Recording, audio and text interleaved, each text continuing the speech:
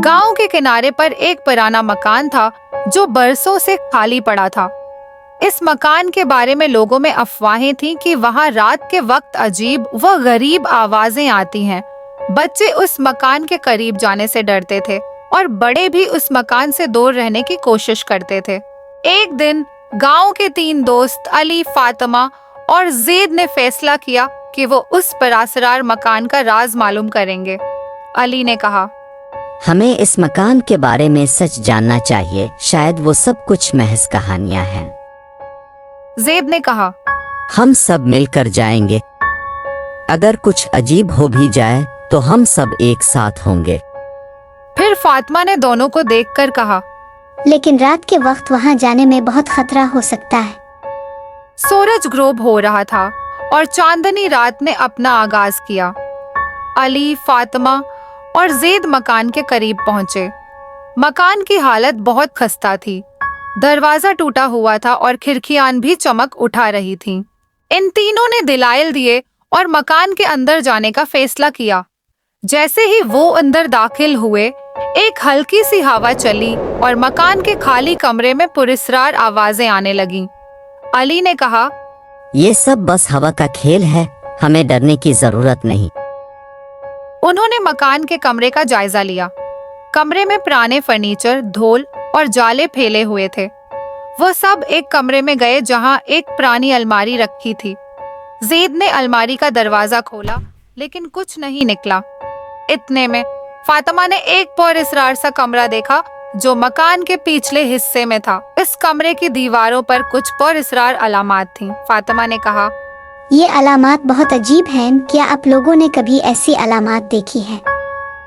अली और ज़ैद ने अलामात का जायजा लिया और कहा, ये बस पुराने दौर की चीजें लगती हैं।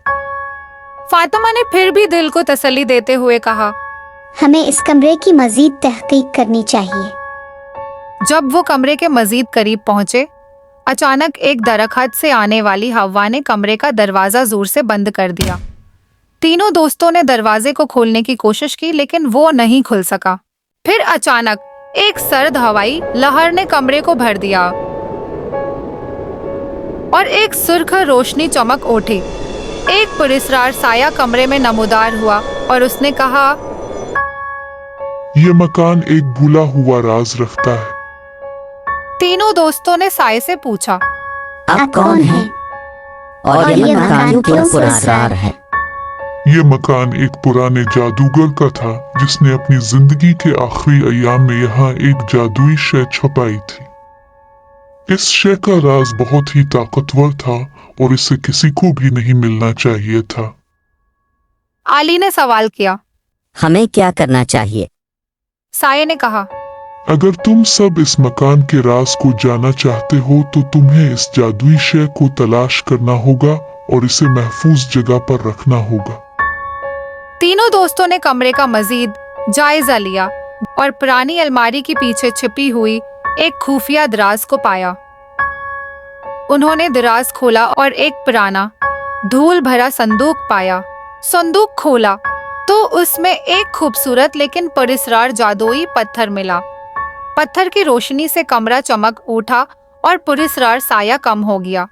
साया ने कहा, तुमने जादुई शय को तलाश कर लिया है। इस शय को महफूज रखो और इस मकान के राज को दूसरों से बचाओ। उसके बाद साया गायब हो गया और कमरे का दरवाजा खुद ब खुद खुल गया। अली, फातिमा और ज़ैद ने पत्थर को महफूज जगह पर रखने का फैसला किया और मकान को छोड़ दिया। गांव में वापस आकर तीनों दोस्तों ने सबको बताया कि मकान में कुछ पुरअसरार चीजें जरूर थीं, लेकिन असल राज जादुई पत्थर था। उन्होंने पत्थर को महफूज जगह पर रख दिया और फैसला किया कि इस बारे में किसी को नहीं बताएंगे। ये कहानी गांव में मशहूर हो गई कि अली, फातिमा और ज़ैद ने मकान के राज को हल किया। गांव के लोग अब इस पुरअसरार मकान के करीब जाने से नहीं डरते थे, क्योंकि उन्होंने सच्चाई जान ली थी कि बाज़ औकात पुरअसरार चीजें भी सादा होती हैं और उनका राज जानने से हम खुद को महफूज बना सकते हैं।